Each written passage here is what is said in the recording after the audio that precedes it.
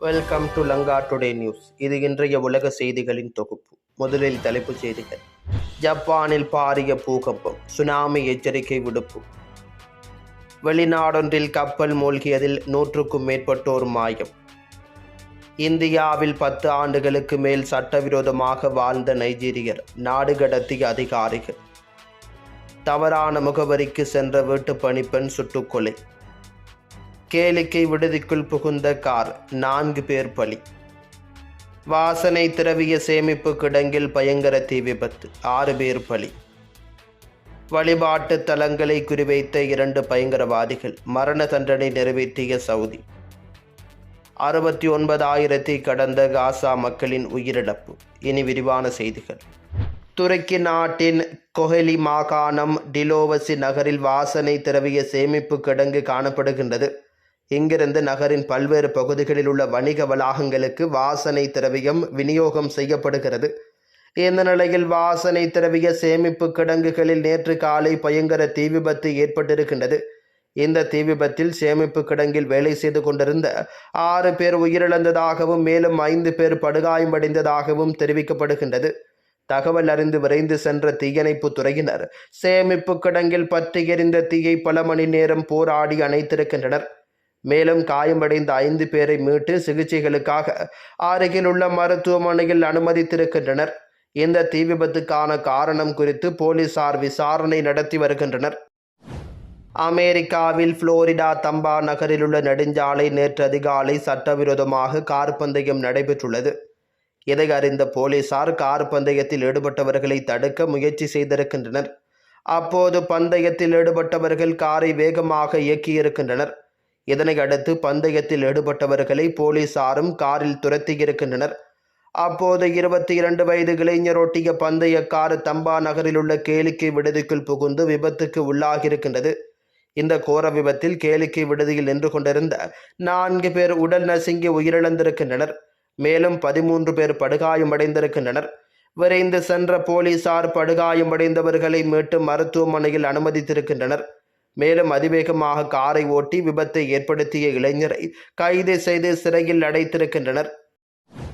காசாவில் ஆக்கிரமிப்பு இஸ்ரேல் கடந்த 2 ஆண்டுகளாக நடத்திய கொடூர பயங்கரவாத தாக்குதல்களில் உயிரிழந்தவர்களின் எண்ணிக்கை 69,000 கடந்திருக்கின்றது. இதுகுறித்து காசா சுகாதாரத்துறை அமைச்சகம் சனிக்கிழமை வெளியிட்ட அறிக்கையில், காசாவில் ஆக்கிரமிப்பு இஸ்ரேல் இராணுவம் 2023 அக்டோபர் 7 முதல் நடத்திய கொடூர பயங்கரவாதமான தாக்குதல்களில் உயிரிழந்த அப்பாவி பலஸ்தீனர்களின் எண்ணிக்கை 69,169 அதிகரித்துள்ளது.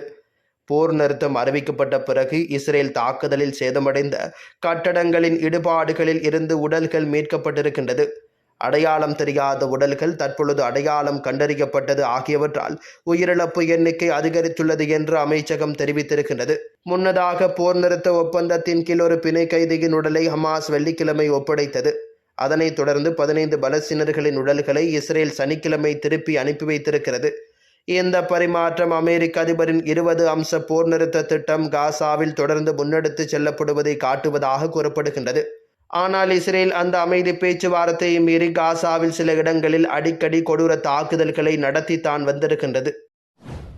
ஜப்பானின் வடக்கு கடற்கரையில் டிக்டர் அளவுகோலில் 6.7 பதிவான சக்தி வாய்ந்த பூகம்பம் ஏற்பட்டதாக ஜப்பான் வானிலை ஆய்வு மையம் தெரிவித்திருக்கின்றது. ஜப்பான் நேரப்படி மாலை 5:03 மணிக்கு இந்த பூகம்பம் ஏற்பட்டதாக தெரிவிக்கப்படுகின்றது. மேலும் அதன் மையம் பசிபிக் பெருங்கடலில் சான்ரிகு அருகே சுமார் 10 கிலோமீட்டர் ஆழத்தில் அமைந்திருந்ததாக ஜப்பான் வானிலை ஆய்வு மையம் தெரிவித்திருக்கின்றது. இந்த பூகம்பம் இவாட் மாகாணம் முழுவதும் கட்டடங்களை உலுக்கியதாக தெரிவிக்கப்படுகின்றது.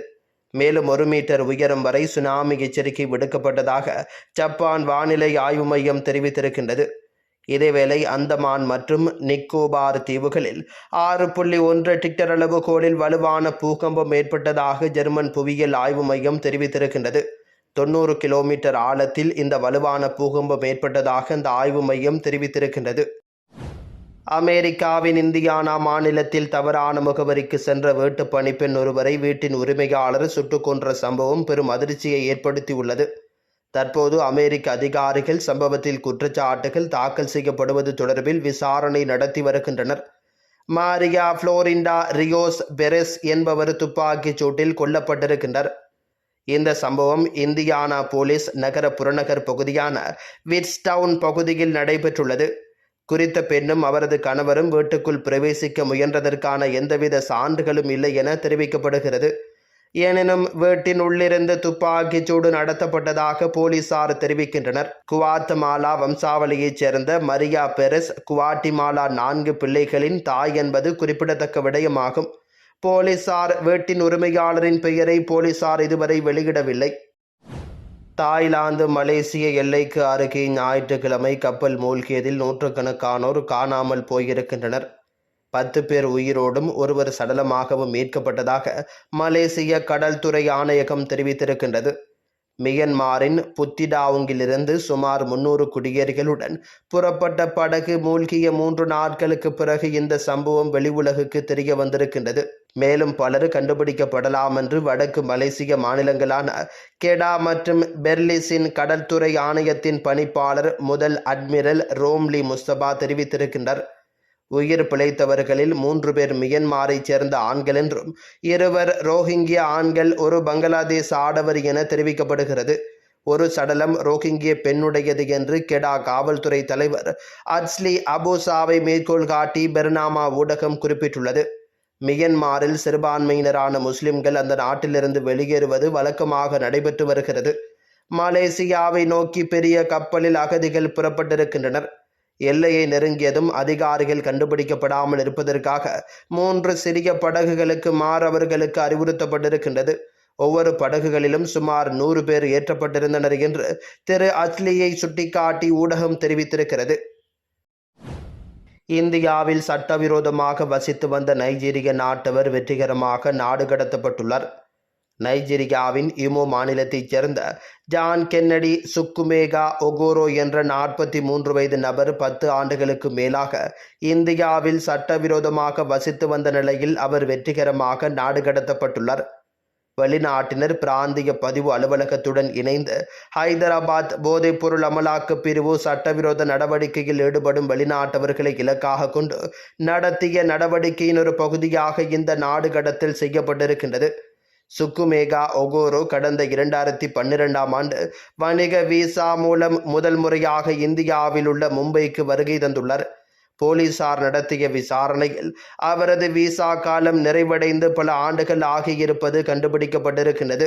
சுக்குவுமோ ஒகோரோ கைது செய்யப்படும் போது அவரிடம் எந்தவொரு போதைப் பொருளும் இல்லை என்றாலும் அவர் பணம் ஈட்டுவதற்கான எளிய வழியாக கருதப்படும் போதைப் பொருள் கடத்தலில் ஈடுபட்டு வந்திருக்கலாம் என்று சந்தேகம் உறுதி செய்யப்பட்டிருக்கின்றது. சவுதி அரேபியாவில் பயங்கரவாத குற்றங்களில் ஈடுபட்ட 2 மரண தண்டனை நிறைவேற்றப்பட்டுள்ளது. சவுதி அரேபியாவில் வழிபாட்டு தலங்கள் மற்றும் பாதுகாப்பு வசதிகள் மீது தாக்குதல் நடத்த திட்டமிட்ட குற்றத்திற்காக 2 குற்றவாளிகளுக்கு மரண தண்டனை விதிக்கப்பட்டுள்ளது. மரண தண்டனை நிறைவேற்றப்பட்டவர்கள் என அடையாளம் காணப்பட்டுள்ள பஹத் பின் அலி பின் அப்துல் அஜீஸ் அல் வாஹில் மற்றும் அப்துல் ரஹ்மான் பின் இப்ராஹிம் பின் முகமது அல் மன்சு ஆகிய 2 நாட்டில் பல்வேறு பயங்கரவாத குற்றங்களில் நிரூபிக்கப்பட்டவர்கள் என்பது குறிப்பிடத்தக்க விடயமாகும். நாட்டின் உள்துறை அமைச்சகம் வெளியிட்ட தகவலில் சவுதி ராஜ்யத்திற்கு எதிராகவும் பாதுகாப்புக்கு பாதிப்புகளை ஏற்படுத்தும் நோக்கத்துடன் வெளிநாட்டு பயங்கரவாத அமைப்புகளிடம் இணைந்ததற்காகவும் தண்டனை விதிக்கப்பட்டிருப்பதாக தெரிவித்திருக்கின்றது. மேலும் குற்றம் சுமத்தப்பட்டவர்கள் நாட்டின் வழிபாட்டு தலங்கள், பாதுகாப்பு தலைமையகங்கள் மற்றும் பாதுகாப்பு பணியாளர்கள் மீது பயங்கரவாத தாக்குதல் நடத்த திட்டமிட்டது கண்டறியப்பட்ட பிறகு மரண தண்டனை நிறைவேற்றப்பட்டதாக அமைச்சகம் விளக்கம் தெரிவித்திருக்கின்றது.